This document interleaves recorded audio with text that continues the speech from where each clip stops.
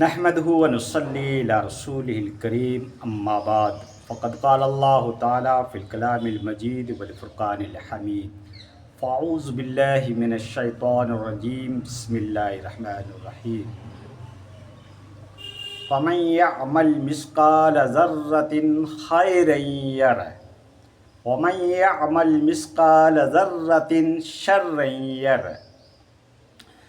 دوستو، اللہ رب العزت نے اس دنیا کا نظام ایسا بنایا ہے کہ اس دنیا کے اندر آ کر انسان اپنی تخلیق کو بھول جاتا ہے، کیونکہ یہاں کی جو رہنائیاں ہوتی ہے، یہاں کی جو کشش ہے، یہاں کے جو جھمیلے ہیں، یہاں کے جو میلے ہیں، یہاں کی جو رنگین محفلیں ہیں، یہاں کے جو اٹریکٹیو سین ہیں، اور دنیا کو اللہ نے حسین دلہن کی طرح بنایا ہے، تو اچھے اچھے آدمیوں کا ایمان لڑکھڑا جاتا ہے، اعمال صالحہ چھوڑ دیتے ہیں اور بدکاری میں وہ مبتلا ہو جاتے ہیں۔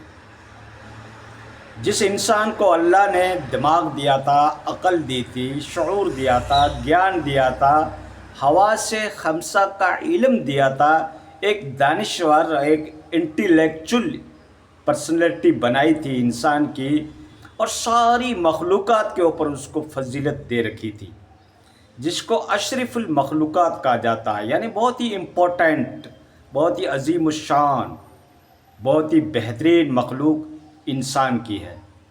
اللہ تعالیٰ نے اس دنیا کے اندر 20 لاکھ سے بھی اوپر مخلوقات بنائی۔ جدید سائنس اپنی ریسرچ کے مطابق بتا رہی ہے کہ 20 لاکھ مخلوقات کی کیٹیگری ہے، اسپیسی ہے، اس کے اقسام ہیں، اس کی نوعیت ہے، وہ 20 لاکھ سے بھی اوپر ہے۔ اور ایک قسم کے اندر ان گنت مخلوقات ہے۔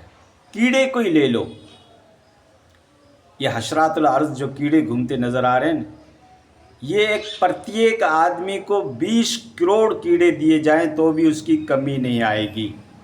اور انسان کی آبادی اس وقت 8 ارب کی آبادی ہے۔ پورے ورلڈ کے اندر انسان کی آبادی کم و بیش 8 ارب کی ہے، اور ایک انسان کو اگر 20 کروڑ کیڑے دیے جائیں تو بھی کیڑے کی تعداد کم نہیں ہوگی۔ یہ خالی ایک مخلوق کی میں بات کر رہا ہوں، اب اس کے اوپر آپ قیاس کر لو دیگر مخلوقات کا، تو ہر قسم کے اندر اربوں خربوں مخلوقات موجود ہے ایک کیٹیگری کے اندر۔ اب اس کے اندر انسان کا جو سلیکشن کیا گیا، انتخاب کیا گیا، انسان کو جو چنا گیا، وہ بہترین مخلوق کے اندر اس کو چنا گیا، اور اس کو حواس خمسہ کا علم دیا۔ کیا دانشوری دی! انسان نے کوشش کی تو لوہے کو فضا میں دوڑا دیا، دیکھ رہے ہو آپ پلینوں کو۔ انسان نے دماغ لگایا تو لکڑی کو زمین پہ دوڑا دیا، ٹرین کی شکل میں آپ دیکھ رہے ہیں۔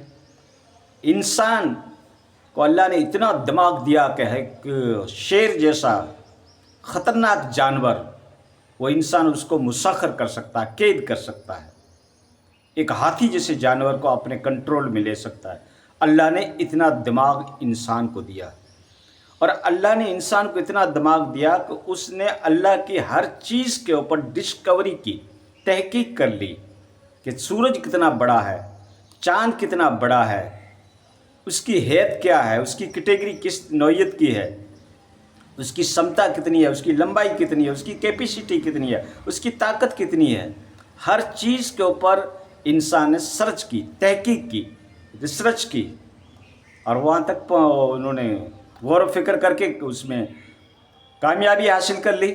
تو یہ دماغ جو اللہ نے انسان کو عطا کیا، لیکن یہاں پہ انسان کا دماغ آ کے فیل ہو جاتا ہے کہ وہ اپنے رب کو جیسا یاد کرنا چاہیے، جس شان و شوکت کے ساتھ اللہ کی عظمت کو جاننا چاہیے، رب کا انٹروڈکشن کرنا چاہیے، قدرت کی اہمیت اس کے دل میں ہونی چاہیے، وہ انسان کے دل میں رہی نہیں۔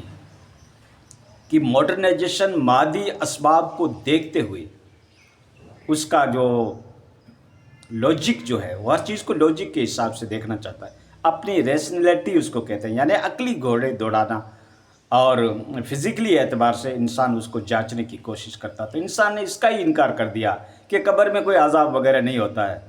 یہ میٹا فزک کی باتیں ہیں۔ انسان کے عقل جہاں پہ ختم ہوتی ہے، رب کے معاملات وہاں سے چالو ہوتے ہیں۔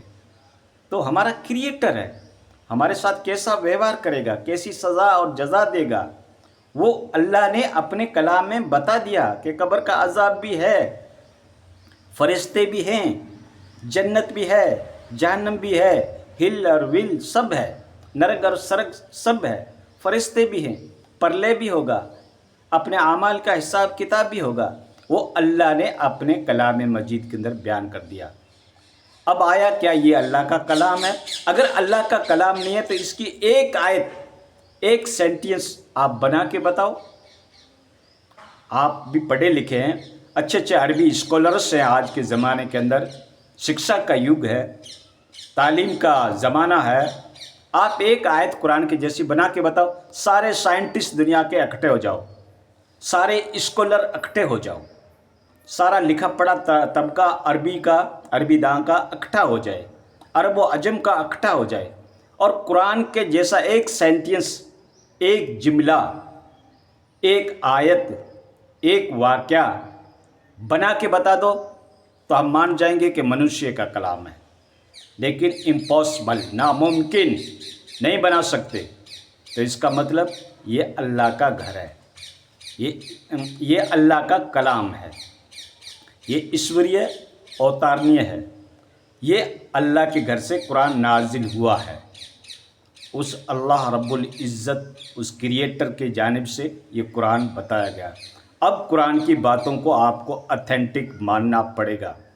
دوسری بات، دنیا کے اندر کتنے ریلیجن ہیں، کتنے مذاہب ہیں، کتنے دھرم اور پائے جاتے ہیں، 2000 سے بھی اوپر دھرم ہیں دنیا کے اندر بتائے جاتے ہیں، جس کو انسان فالو کرتا ہے، ایکسیپٹ کرتا ہے، مانتا ہے، سویکار کرتا ہے۔ لیکن کسی دھرم کی ایسی پستک، ایسی بک ہے جس کے حفاظ موجود ہو، زبانی پوری کتاب یاد ہو؟ ہندوازم کی اس طریقے، سکھزم کی اس طریقے سے، یہودیت کی اس طریقے سے، کوئی بھی عیسائیت کی کوئی ایسی کتاب موجود ہے، بائبل ہو یا گرو گرنتھ ہو یا رامائن ہو، کسی کو پوری زبانی یاد ہو؟ ایگزامپل لے کے آؤ، مثال لے کے آؤ، وہ ویکتی لے کے آؤ، وہ آدمی لے کے آؤ جن کو پوری A to Z کتاب یاد ہو، زبانی یاد ہو۔ تو یہ کلام کا ہی معجزہ ہے، کلام پاک کی ہی کرامت ہے، کلام پاک ہی کا یہ ثبوت ہے کہ دنیا کے اندر آپ کو 8 سال کا بچہ مل جائے گا جس کو پورا مکمل قرآن یاد ہے۔ اور قرآن کوئی چھوٹا سا بک نہیں ہے، کوئی چھوٹا سا پیپر نہیں ہے، یہ کم سے کم 30 پاروں کے اوپر مشتمل ہے، 30 بھاگ کے اندر یہ مشتمل ہے، اور بڑی ضخیم کتاب ہے۔ تو ایک 8 سال کے بچے کو کیسے یاد ہو سکتا ہے؟ اور دنیا کے اندر ایک نہیں، کروڑوں حفاظ آپ کو مل جائیں گے۔ یہ قرآن کا معجزہ ہے قول محمد، قول خداوندی، فرمان بدلا نہیں جائے گا، بدلے گا لاکھ زمانہ مگر قرآن بدلا نہیں جائے گا۔ تو دوستو، قرآن نے کہہ دیا کہ قبر کا عذاب ہے۔ اب ہماری ریشنلٹی میں آئے یا نہ آئے، ہمارے آئیکون میں آئے یا نہ آئے، ہماری عقلیں تسلیم کرے یا نہ کرے، ہماری فزیکل لاجک اس کو تسلیم کرے یا نہ کرے، ہمیں ماننا پڑے گا کہ عذاب قبر بھی ہے، فرشتے بھی ہیں، آخرت کی زندگی بھی ہے، کیونکہ ہمارے رب نے اس کو مینشن کر دیا اپنے کلام پاک کے اندر، تو ہمیں یہ تسلیم کرنا پڑے گا۔ تو دوستو، یہ ہے اللہ کے کلام کا معجزہ۔ اعمال صالحہ کرنا چاہیے۔ جس نے ذرہ برابر بھی نیک عمل کیا، قیامت کے دن اس کو دیکھ لے گا، اور جس نے ذرہ برابر بھی برا کام کیا، قیامت کے دن اس کو دیکھ لے گا۔ تو بچو برائی سے اور اعمال صالحہ کرنے کی کوشش کرو۔